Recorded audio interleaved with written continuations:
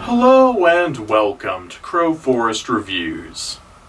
You may recall that last year we talked about Boo to You Too, Winnie the Pooh. So this year I thought we'd continue in that vein and talk about the collection Spookable Fun, a collection of all of the Winnie the Pooh Halloween specials. So, this is Spookable Fun. The special opens with Things That Go Piglet in the Night. Pooh, Piglet, Tigger, Rabbit, and Owl are all swinging on a new swing they've set up, while Eeyore looks on jealously, lamenting the fact that he'll never get a turn. Tally-ho! Sure looks like fun. Not that I'll ever have any. Hey, what the hell? Take Eeyore up with you! There's plenty of room on there! Unless, of course, they did offer and Eeyore refused, because he's only happy when he's miserable. But anyway, Gopher pops up and the group accidentally pull him onto the swing too, but they still don't take Eeyore. Then they all go home before the Spookables come out. Later that night, as everyone is sleeping, they all hear a strange wailing noise and think that it's a Spookable.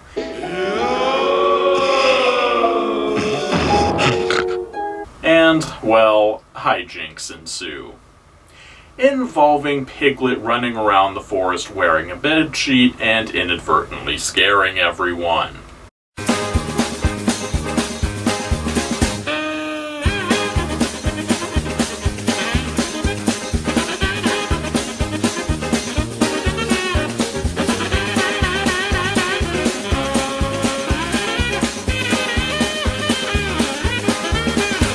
Meanwhile, Tigger discovers the source of the mysterious wailing. Eeyore has been practicing on the foreshadowing swing, but since he doesn't have hands, he's been falling off constantly, thus the screaming. Hey, wait a minute. If Eeyore's been falling off on account of not having hands, then how are the others holding on?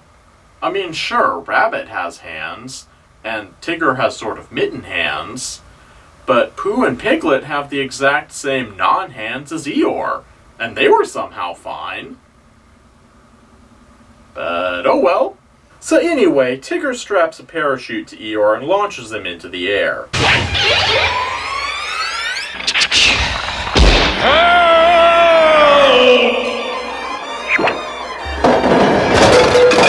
And when Eeyore comes down, he gets caught in a tree branch and starts swinging back and forth, thus fulfilling his character arc. I feel like that was more complicated than it needed to be, but oh well. Moving on to the next episode. The Monster Frankenpooh. Piglet is telling a Halloween story to Tigger and Rabbit, but Tigger keeps interrupting to make it scarier. Once upon a time... Has to happen at night, you know. Day! Night! That's better. Although a nice thunderstorm would night. Yes, well, as I was saying, there was a very pleasant and cheerful scientist. Peanut butter and jelly, my favorite. And it's so very good for you, too. Gas! Because Tigger's kind of an asshole. So anyway, Tigger manages to completely hijack Piglet's story, and he creates the monster Frankenpooh, who proceeds to rampage around the 100-acre wood looking for honey. And then Pooh grows so large that he outgrows the film strip. I seem to have reached the top of the picture. What? So, anyway, after that bizarre and completely out-of-place fourth wall joke, Pooh shrinks back down to his previous giant size, and the villagers all form an angry mob to go kill piglets. As you do. It's that mad Dr. Von Piglet. He's the one who made the monster! Let's boil Get him him. in tomato juice! Oh, no! Stop this story! What? Tigger's story has gone completely off the rails. So anyway, just as you're wondering how they can possibly resolve this story, they don't. Tigger finally sees how upset his story is making Piglet, and so he stops. And Tigger and Rabbit console Piglet and tell him that it was just a story. Well, that's nice, but really, Tigger should have caught on a lot sooner. And then the camera pans to Giant Pooh. What? But anyway, before your brain has time to break from the implications of that last shot, it's on to Rockabye Pooh Bear. Pooh, Piglet, Rabbit, and Tigger are walking through the woods on their way to a picnic when Rabbit's ears start twitching, indicating that it's about to rain. Tigger offers to check the clouds for rain and bounces up into them, causing Piglet to worry that he'll never come back down again. Then Rabbit pulls out his latest culinary creation. My latest vegetable masterpiece. I call it carrot a la carte. Why does his lunch have a vehicle mode? So Rabbit drives away in his carrot-mobile, and Pooh climbs into his honey pot and disappears. As you do. I'm starting to think that this episode is a little strange. 1, 2, Freddy's coming for you. So anyway, Piglet wakes up from the dream, and he spends the rest of the day with Pooh, Tigger, and Rabbit. But when it gets to be bedtime, Piglet doesn't want to go to sleep, because he's afraid of repeating the dream. 7, 8, better stay up late. Then Rabbit's ears start twitching like in his dream, and Piglet panics and runs home. As he doesn't anticipate ever needing it again, Piglet puts his bed up for sale. 9, 10, never sleep again. But he doesn't get any takers, possibly because everyone misunderstands what he means by the sign. I never even considered using a bed for a sale before.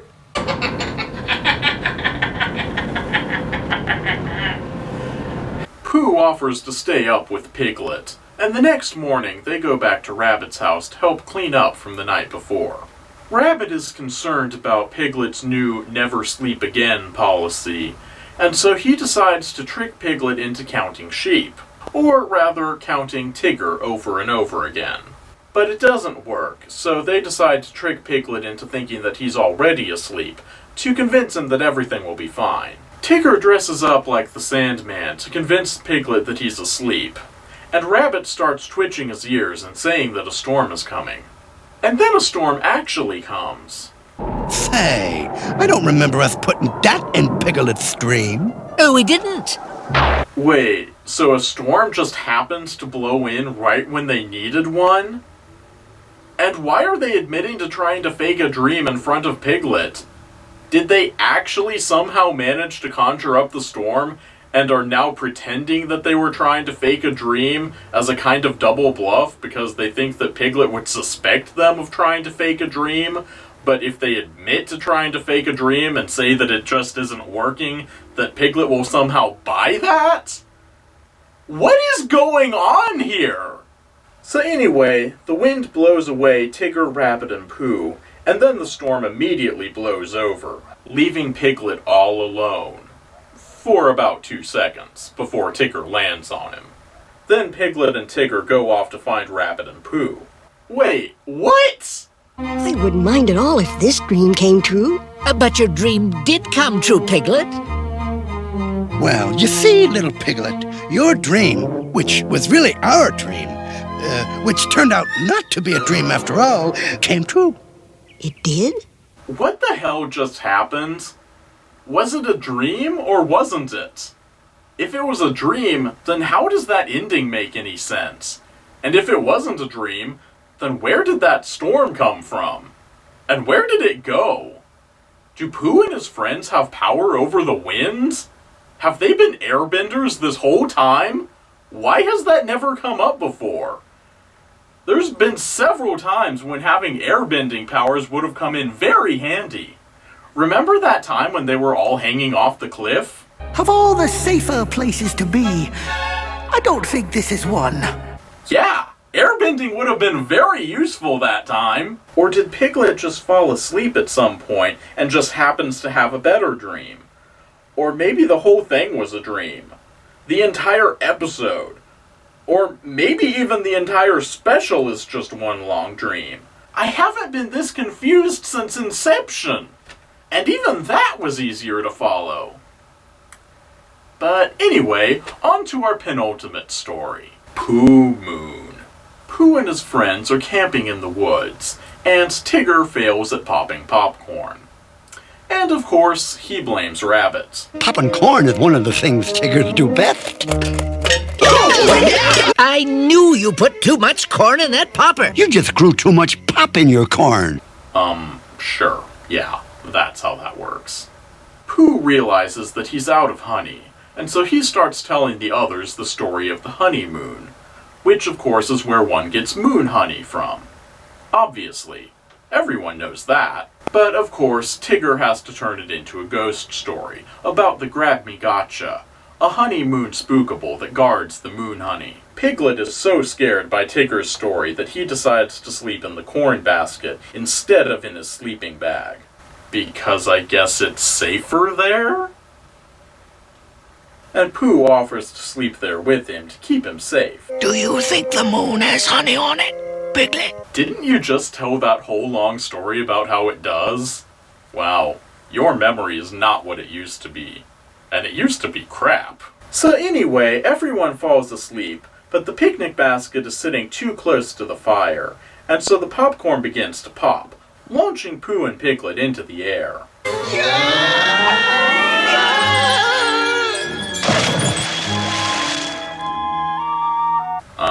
Sure. That's how physics works.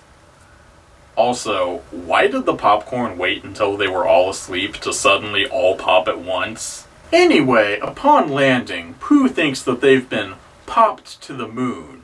We've been popped to the moon! Which is apparently a thing that happens, and so common that there's a phrase for it, I suppose. And Piglet worries about how they'll get back.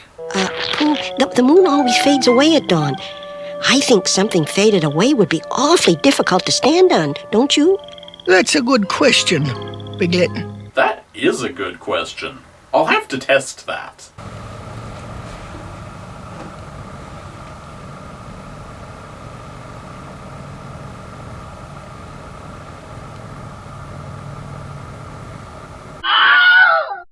Meanwhile, Tigger, Rabbit, and Gopher are looking for Pooh and Piglet. Although Tigger and Gopher are fairly certain that the Grab-Me-Gotcha got them. Say that 5 times fast. Tigger bounces up a tree, and he covers himself with branches and leaves, as a disguise against the Grab-Me-Gotcha.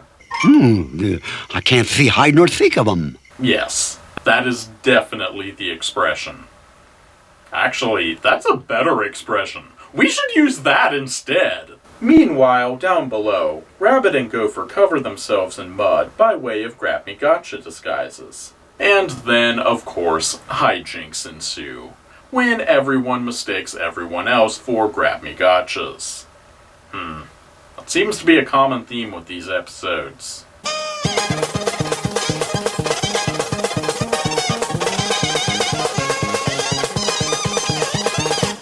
After their run-in with Rabbit and Gopher, Pooh and Piglet resolve to be more careful, and immediately fall down a hole. Wow, this is them being careful? I wouldn't want to see them not being careful. Pooh naturally assumes that they've fallen down some kind of a massive subterranean beehive, and I kind of have to concur with his conclusion. I'm expecting giant Futurama space bees to show up any second now. Oh, but apparently the hijinks aren't done yet, as Tigger, Rabbit, and Gopher think that Pooh and Piglet are the grab-me-gotcha and run away. Pooh and Piglet still have to try and find a way to get off the moon before it fades away in the morning, so they try to come up with a plan. It seems to me that since we had to go very up to get here, we're going to have to go very down to get home. There is logic in what he says.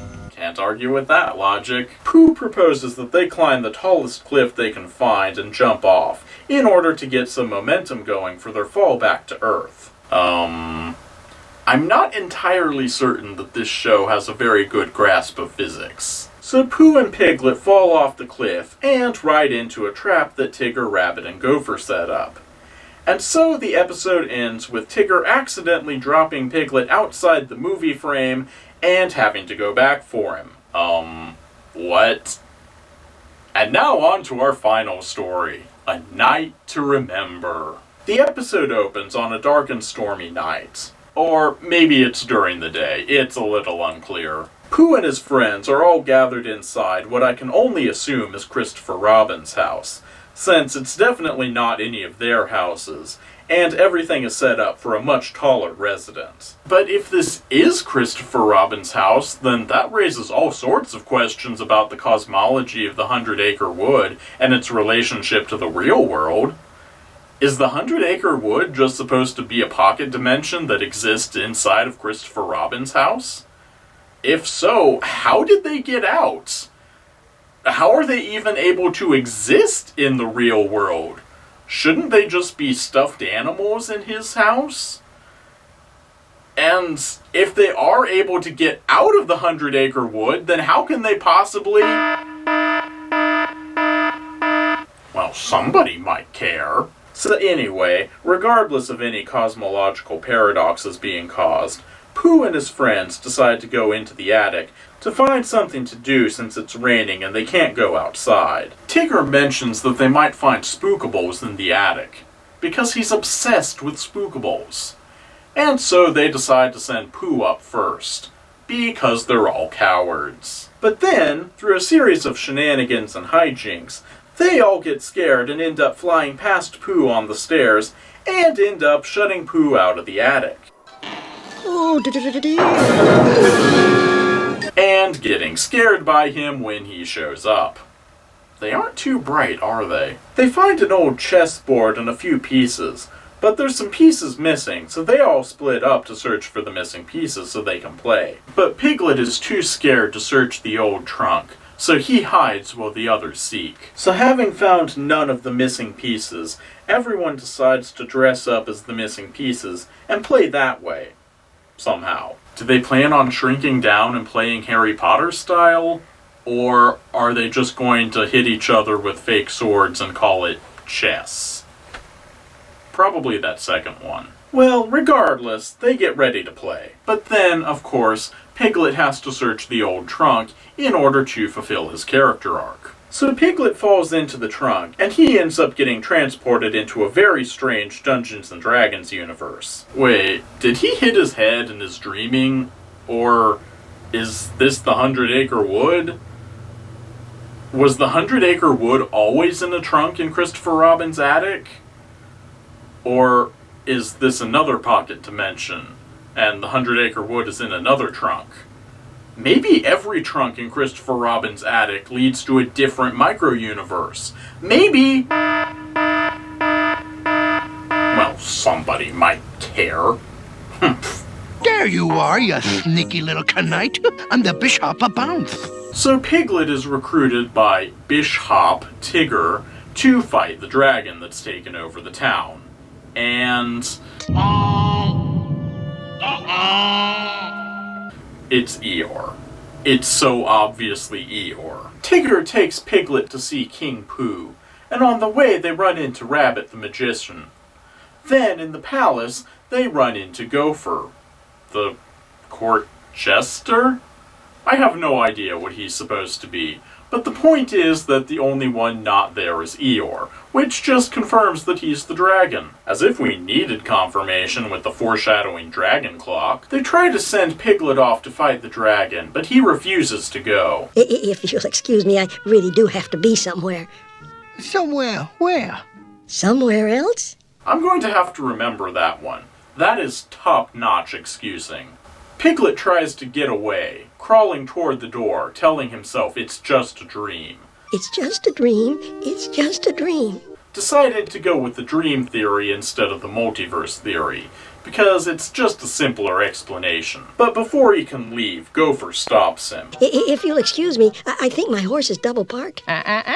Doesn't seem too likely, seeing as how horses haven't been invented yet.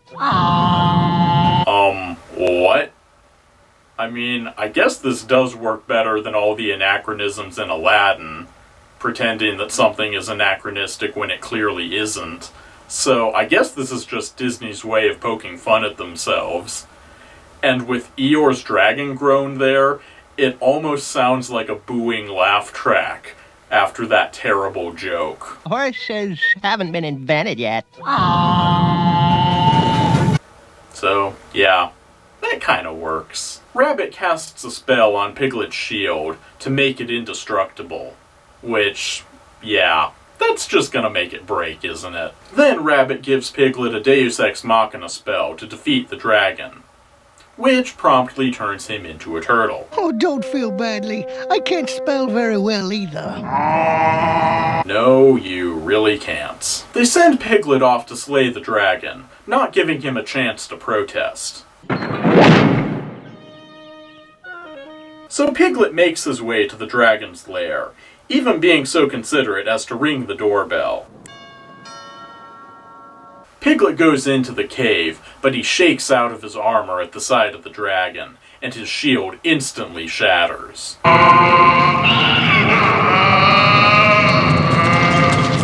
Yeah, called it. I suppose I really should expect this from a wizard who turns himself into frogs. Yeah, you really should have. So Piglet casts the Deus Ex Machina spell, and restores Eeyore to donkey form, after Rabbit had accidentally turned him into a dragon the week before. Yeah, that checks out. So Eeyore is knighted the new knight, and Piglet climbs back into the trunk, and then climbs back out into the attic to finish playing chess with his friends. And then the episode ends with the trunk honking with Eeyore's dragon groan, confirming that it was a multi-dimensional thing and not a dream thing. But wait, didn't Piglet just turn Eeyore back into a donkey from a dragon? Did Rabbit already turn Eeyore back into a dragon? Damn it, Rabbit! So that was Spookable Pooh.